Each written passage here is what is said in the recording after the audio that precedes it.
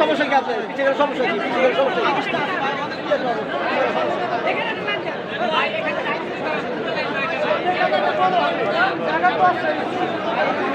শুধু দর্শক, আমরা এখন ফার্ম গেট এবং ফার্ম গেটের আশেপাশে মানিক মিয়া এভিনিউর আশেপাশে এবং আমরা এই মানিক মিয়া এভিনিউ আশেপাশে আমরা দেখতে পাচ্ছি কোটি কোটি মানুষ এই জানাজায় শরিক হয়েছেন এবং আমরা দেখতে পাচ্ছি ফার্ম গেটের পাশে এই যে মাঠটি, এই মাঠটি এইমাত্র মানুষের চাপে গেটটি ভেঙে ফেলা হলো এবং এই গেট ভেঙে মানুষ এখানে জানাজায় শরিক হচ্ছেন। আসলে আজকে রাজধানী ঢাকার অবস্থা ঠিক এমনই, মানুষের যে চাপ, আমরা মানুষের চাপে পড়েছিলাম, সেখানে মানুষ আসলে মৃত্যুর কাছাকাছি পৌঁছে যাচ্ছিল। মানুষের এত পরিমাণ ভিড়, কয়েক কোটি মানুষ আসলে রাজধানী ঢাকায় এই জানাজায় শরিক হয়েছেন। আমরা দেখতে পাচ্ছি যতটুকুনি পারি, বিশেষ করে আনাচে কানাচে অলি গলি যে যেখানে আছে সেখানেই জানাজায় শরিক হচ্ছেন এবং এই জানাজায় মানুষ এসেই যাচ্ছে এখন পর্যন্ত। যদিও জানাজার সময় কিছুটা বৃদ্ধি করা হয়েছে এবং জানাজার সময় বৃদ্ধি করার কারণ হচ্ছে চারিপাশে মানুষের চাপ এবং মানুষ রাস্তাঘাট ওভারব্রিজ যে যেখানে আছে, বাড়ি বিল্ডিং যে যেখানে আছে সেখানেই জানাজার নামাজে দাঁড়িয়েছেন এবং এই জানাজার নামাজ স্মরণকালের একটি ইতিহাস, পৃথিবীর ইতিহাসে এটা ইতিহাস হয়ে রইল।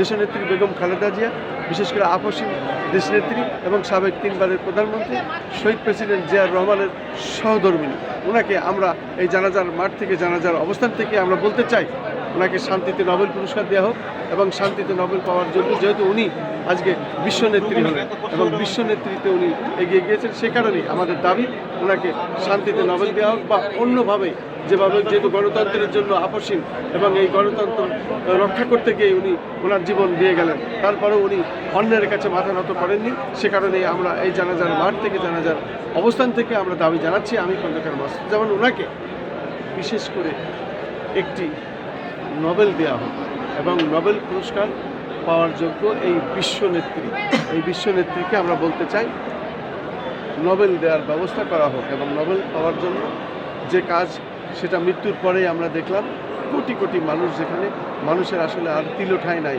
রাজধানী ঢাকা জনতার বন্যা, মানুষের সাগর, জনতার সাগর বয়ে যাচ্ছে, মূলত মানুষের বন্যা, আমি সেটাই দেখতে পাচ্ছি। সে কারণেই আমাদের দাবি এই জানাজার মাঠ থেকে ওনাকে নোবেল পুরস্কার দেওয়া হোক এবং গিনিজ রেকর্ডে নাম লেখা হোক, যেহেতু উনি আজকে বিশ্বনেত্রী এবং সারা পৃথিবীর মানুষ এটা লক্ষ্য করছেন, ইন্টারনেটের যুগ।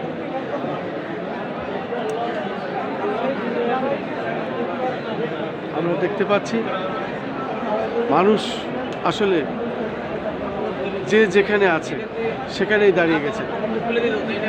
মেট্রো রেল থেকে শুরু করে বাড়ি, বাসা, বিল্ডিং, পথ ঘাট, অলি গলি যে যেখানে আছে সেখানেই দাঁড়িয়ে গেছেন জানাজায়। আমি বিশেষভাবে আহ্বান জানাচ্ছি খন্দকার মাসুদুজ্জামান, আমাদের ইউটিউব চ্যানেলগুলির পক্ষ থেকে, অনলাইন পোর্টালের পক্ষ থেকে, আমাদের সংগঠনের পক্ষ থেকে এবং আমি বাংলাদেশের একজন নাগরিক হিসাবে আমার দাবি আজকে বেগম খালেদা জিয়া বিশ্বনেত্রী, ওনাকে নোবেল পুরস্কার দেওয়া হয়, এই আমার দাবি।